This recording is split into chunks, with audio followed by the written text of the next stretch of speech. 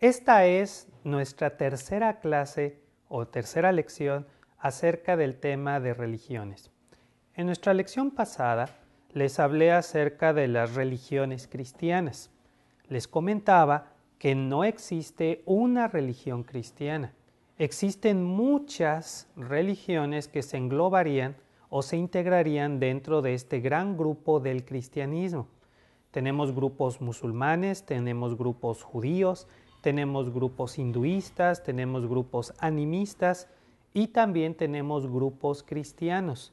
Dentro del grupo cristiano tenemos dos grandes grupos, las denominaciones y las sectas. Las denominaciones buscan adaptar el mensaje de la Biblia a nuestra vida cotidiana. Las sectas buscan que las personas vivan de una manera diferente de cómo vive su sociedad, incluso llegando a aislarlas de la sociedad común. En aquella clase, en la clase pasada, vimos que las religiones se ubican en espacio y tiempo, surgieron en un momento histórico y tienen su lugar dentro de la historia. Queremos el día de hoy brevemente hacer un recorrido histórico que nos ayude a visualizar este tema de las religiones.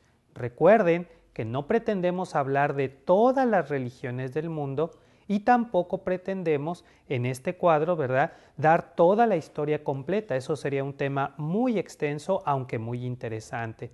Solamente para ayudarnos a ubicarnos históricamente, podemos mencionar en este repaso por la historia el año 2600, es el año 2600 a.C., es el año aproximado en el que se construyeron las pirámides de Egipto.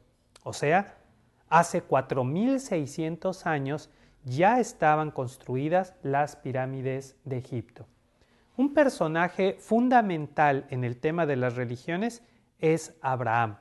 De acuerdo a todos los argumentos históricos, arqueológicos y de todo tipo, la mayoría de los estudiosos ubica la vida de Abraham en el año 2000 a.C. O sea, Abraham aparece en escena hace aproximadamente 4000 años. Dicho de otro modo, 600 años después de que se construyeron las pirámides de Egipto, Abraham ya aparece en escena.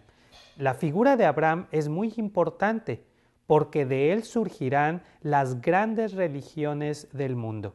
De Abraham surge el judaísmo, de Abraham surgen los musulmanes posteriormente y de Abraham también surgirá eventualmente el cristianismo.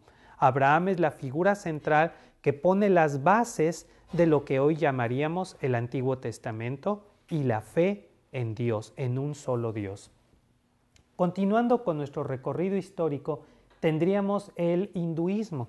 El hinduismo como religión, o sea, como conjunto de ideas y prácticas que se siguen hasta el día de hoy, habría surgido aproximadamente en el año 1500 a.C., o sea, hace 3500 años tendríamos ubicado al hinduismo.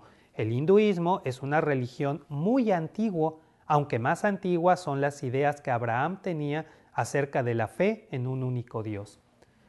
Curiosamente también en esa época, el año 1500 a.C., se ubica un personaje muy importante para nosotros, Quetzalcóatl.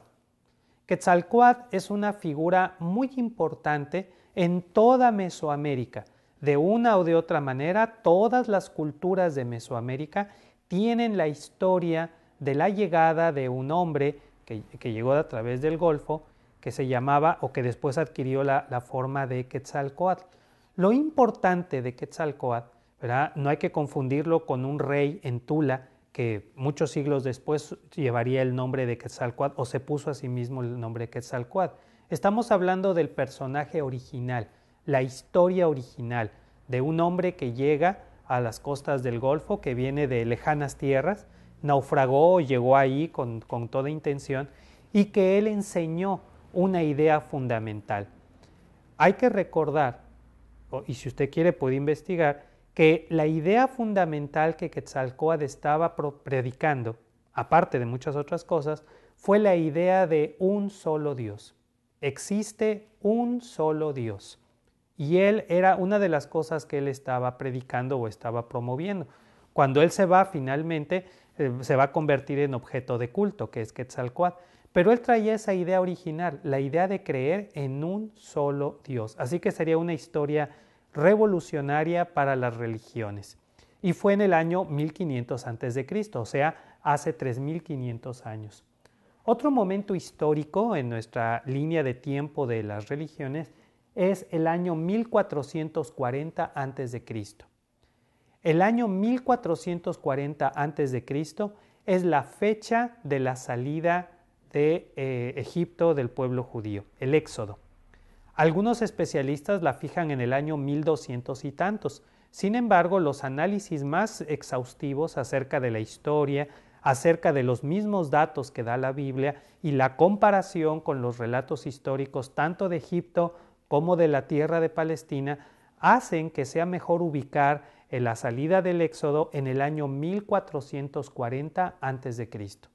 En el año 1440 a.C., Moisés sale con el pueblo judío del cautiverio en Egipto, lo lleva al monte Sinaí, en el monte Sinaí reciben las tablas de la ley, el diseño del tabernáculo, y podría ser esta la fecha en la que inicia el judaísmo como religión.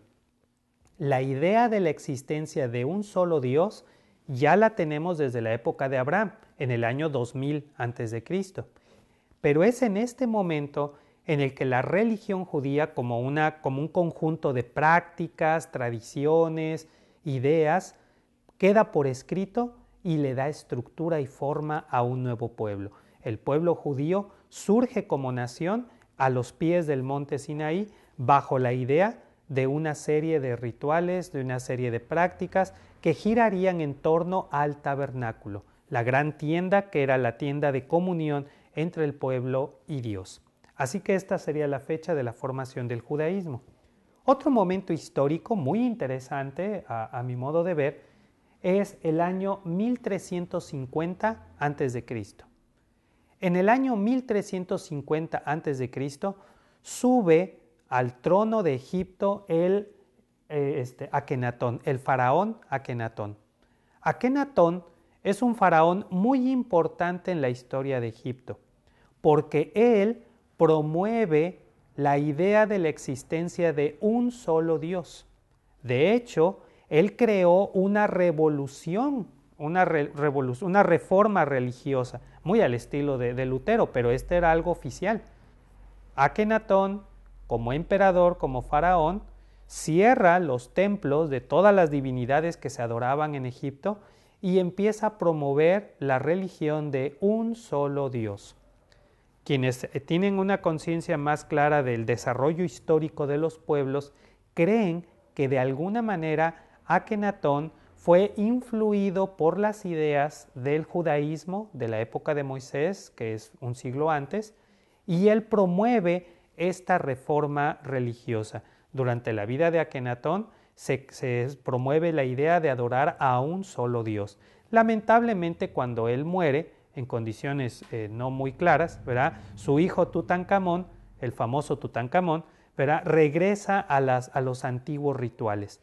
Pero lo que quiero mostrarles, lo que le quiero mostrar con la idea de Quetzalcóatl y con la idea de Akenatón, es que a lo largo de la historia de la humanidad ha habido personas, ha habido personajes que han llegado a esta idea de la existencia de un solo Dios, que toda la multitud de dioses y estatuas y rituales es solamente artificial, que existe un solo Dios y que ese Dios lo que busca es que entremos en una relación de amor con Él y que esa relación de amor con Él se debe de alguna manera proyectar en una fraternidad humana. Son ideas de Quetzalcóatl, son ideas de Akenatón y son ideas de otras personas. Yo solamente estoy mostrando esto como ejemplo, pero si nos pudiéramos profundizar en la historia, veríamos que hay varias personas a lo largo de la historia que han llegado a las mismas ideas. Y esos son los que tenemos noticias. Vaya usted a saber cuántas personas que no figuraron en la historia porque no hicieron grandes reformas, también llegaron a las mismas conclusiones. La idea de que existe un solo Dios, de que este Dios busca una relación de amor con nosotros y que esta relación de amor con Dios se debería reflejar en una relación fraterna entre los seres humanos, no es nueva ni única. Es algo que está muy adentro en la conciencia del ser humano. En el libro de Eclesiastés, Eclesiastés es un libro de la Biblia, en el libro de Eclesiastés dice que Dios ha puesto en nuestro interior este sentido de eternidad. Es como si Dios hubiera dejado grabado en nuestra conciencia, en lo más profundo, estas ideas. Un solo Dios, relación de amor y fraternidad humana. Bien, continuemos con nuestro paseo por la historia y la historia nos lleva hasta el año 500 a.C. En el año 500 a.C. se forma lo que será la religión de los budistas. El gran hombre, Buda, que significa el iluminado, crea la religión budista, que en términos prácticos es una reforma. Buda hace una reforma de la religión hinduista, promueve nuevas ideas, hace toda una reforma de las ideas antiguas y en realidad formó un grupo derivado. Por eso en nuestro cuadro de religiones el budismo aparece como una fragmentación o una separación del hinduismo. Y la fecha de fundación sería el año 500 a.C. 500 años antes de la llegada de Jesús, Buda forma la religión budista. Continuando con nuestro paseo por la historia, hay un momento histórico muy importante, la Biblioteca de Alejandría. Allá por el año 300 a.C. ya estaba fundada la Biblioteca de Alejandría, pero la fecha del año 300 a.C. va a ser muy importante, sobre todo para los cristianos. Cuando Alejandro Magno, años antes, conquistó todo el imperio persa, él llegó a Egipto y fundó una ciudad, la ciudad de Alejandría o la ciudad de Alejandro. La ciudad de Alejandría tenía como objetivo promover la cultura griega, iba a ser la capital de la cultura. Nosotros oímos hablar de la Biblioteca de Alejandría y nos imaginamos como la biblioteca de la Casa de la Cultura, pero no era propiamente una biblioteca, más bien era una especie de universidad, un campus. Allí se estudiaba medicina, se estudiaba ingeniería, había un zoológico, había un jardín botánico, había un centro de astronomía, había salas de reflexión filosófica, había salas de disección, había de todo. La Biblioteca de Alejandría era una verdadera universidad. Y en esa biblioteca, desde que se fundó, hubo un gran interés por traducir todos los libros del mundo al griego. Esa era la idea de la Biblioteca de Alejandría. Tener una copia de cada libro que estuviera escrito en el mundo, traducido al griego y guardado allí en esa universidad, en la Biblioteca de Alejandría.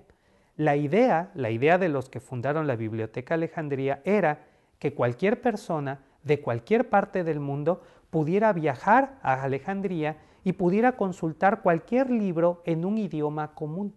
Era la idea, la primera vez que se pretendía dar acceso mundial al conocimiento, que toda persona que solamente aprendiera griego pudiera acceder a todo el conocimiento.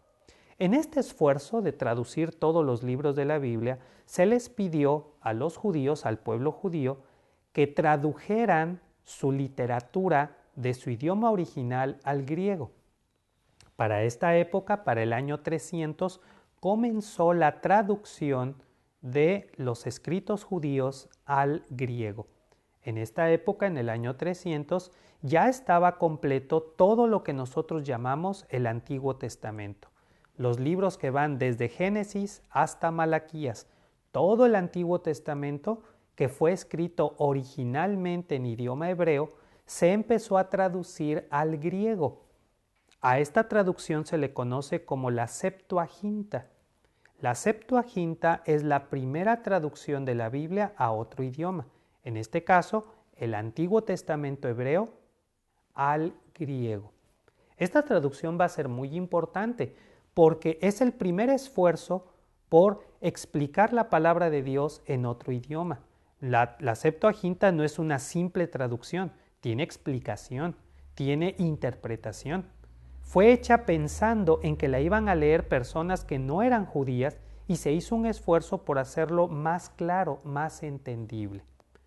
Es muy importante porque los primeros cristianos que no eran judíos no leían el Antiguo Testamento en hebreo, lo leyeron en griego.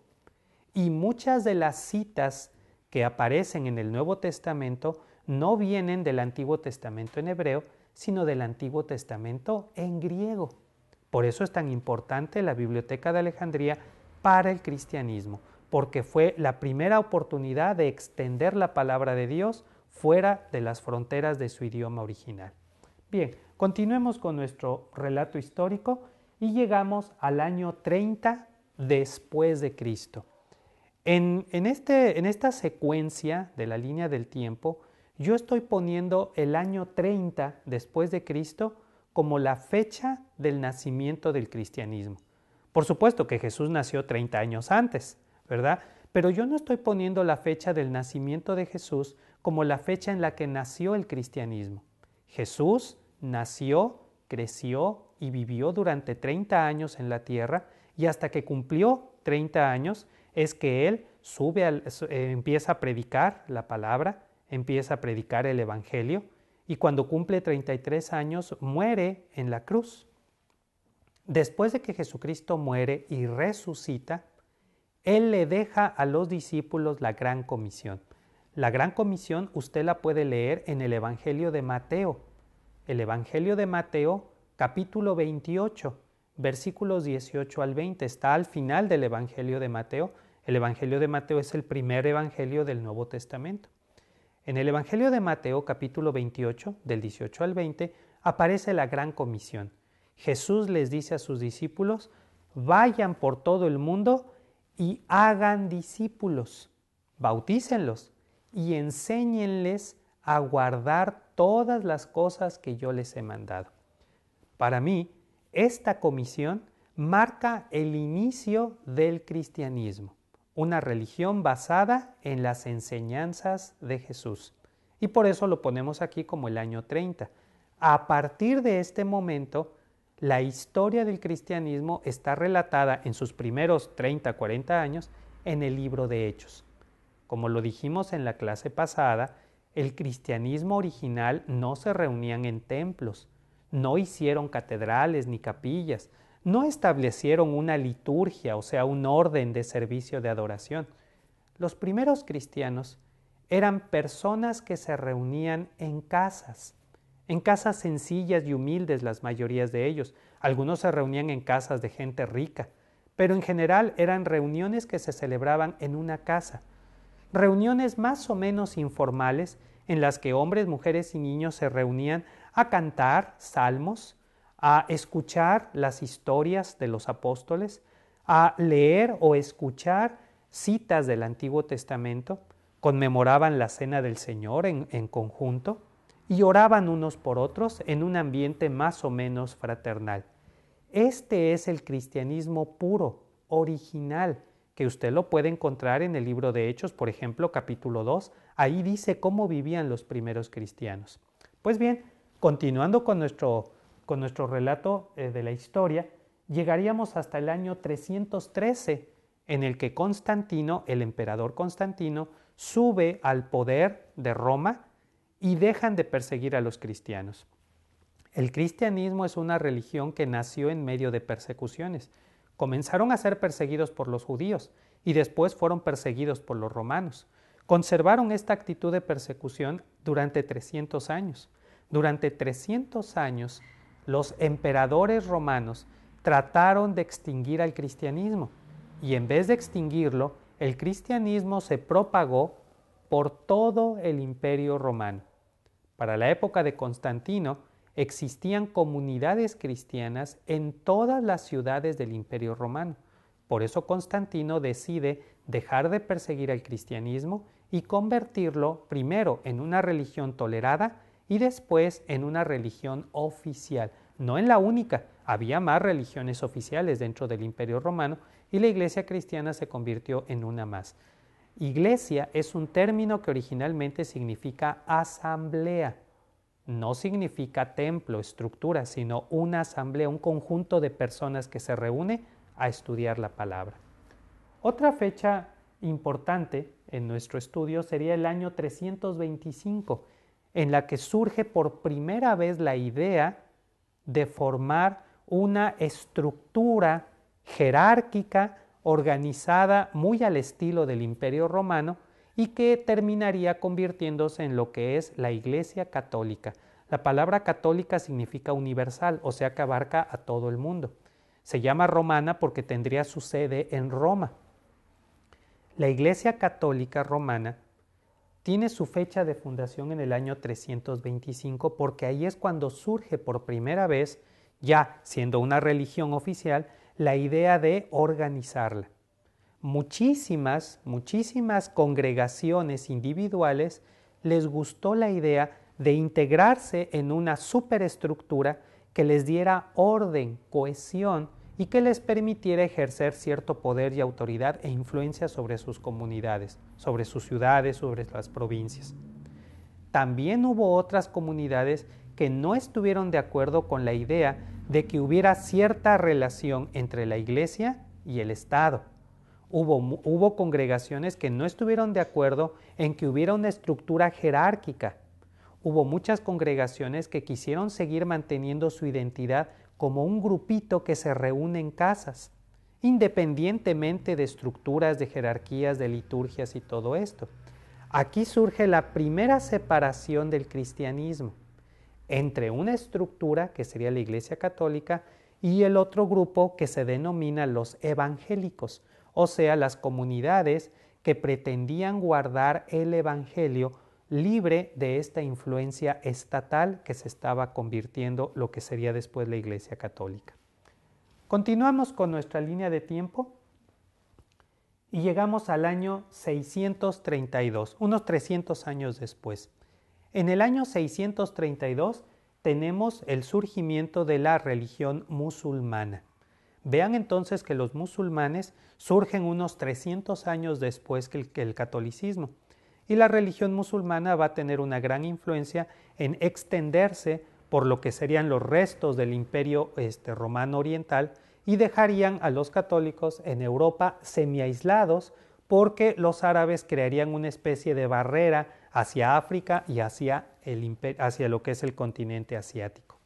El año 632 como surgimiento de la religión musulmana.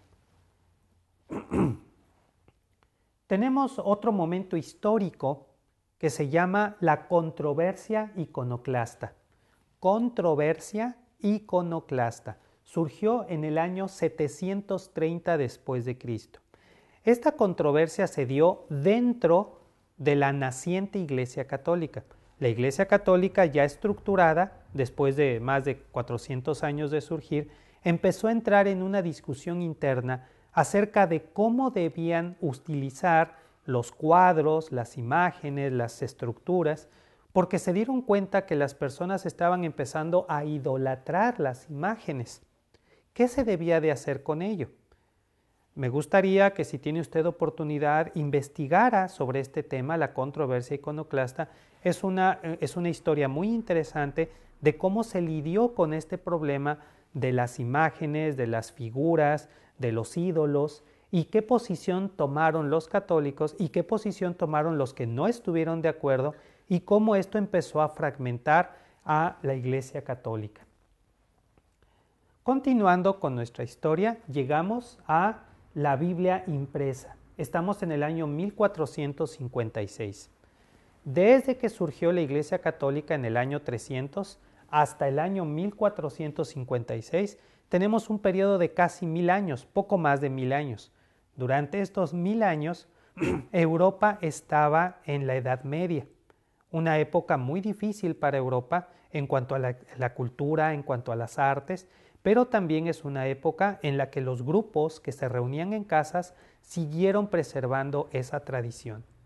Durante estos 1000 años, por un lado, la Iglesia Católica siguió creciendo en cuanto a estructura de organización, pero también, de manera casi escondida, apenas perceptible en la historia, siguieron preservándose estos grupos que se reunían en casas para estudiar la Biblia. Pero a partir del año 1456 las cosas iban a cambiar mucho. El año 1456 es el año en el que la Biblia se imprime por primera vez. Gutenberg inventa la imprenta y el primer libro que imprime es la Biblia. Los historiadores marcan este evento como el inicio del Renacimiento. Grandes acontecimientos como el descubrimiento de América, Cristóbal Colón en 1492, o la época de Leonardo da Vinci en 1500, marcan lo que es la época del Renacimiento. En esa época también surgirían los grandes reformadores. Lutero en el año 1517. Con Lutero en el año 1517, los anglicanos en el año 1536 y los presbiterianos en el año 1563 tendríamos el surgimiento del movimiento protestante. Vemos que en la época del Renacimiento es cuando surge el movimiento protestante con estos tres grandes movimientos, luteranos, anglicanos y presbiterianos. Los dos grandes intelectuales del movimiento protestante son Martín Lutero y Juan Calvino.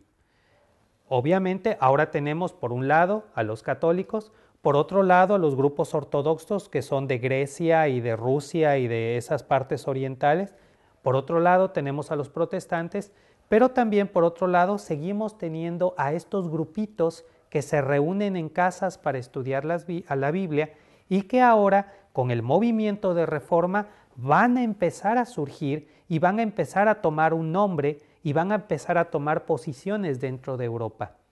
Existe un libro, gracias a Dios el libro está en español y se puede conseguir, es de Fondo de Cultura Económica, se llama La Reforma Radical. Este libro, La Reforma Radical, nos cuenta la otra historia, no la de Lutero y Calvino, sino la de estos pequeños grupitos que surgieron por toda Europa, herederos de la tradición evangélica y que van a dar la otra historia al cristianismo. Si a usted le gusta leer, sería una muy buena lectura, La Reforma Radical, que es la otra historia del movimiento que surge en esta época. Bien, continuando con nuestro relato, uno de estos grupos es el grupo bautista. La denominación bautista surgió en el año 1609 en Holanda. En el año 1609, un grupo de personas, de hecho 3 personas, deciden bautizarse una a la otra y empezar una nueva forma de expresión religiosa. Ellos no querían afiliarse con los grandes grupos religiosos de su época, católicos, luteranos, presbiterianos. Ellos querían conservar esa pureza original de reunirse para estudiar la Biblia.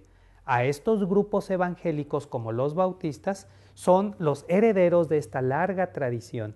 El bautista es solamente uno de los muchos grupos que surgieron. Es una denominación que prevalece hasta nuestros días, el grupo bautista, y que originalmente surgió como un grupo de personas que querían conocer la verdad del Evangelio de Jesucristo.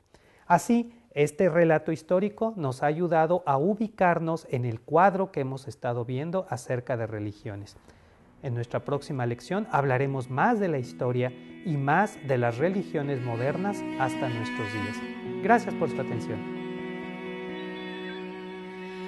One fine day, everything changes.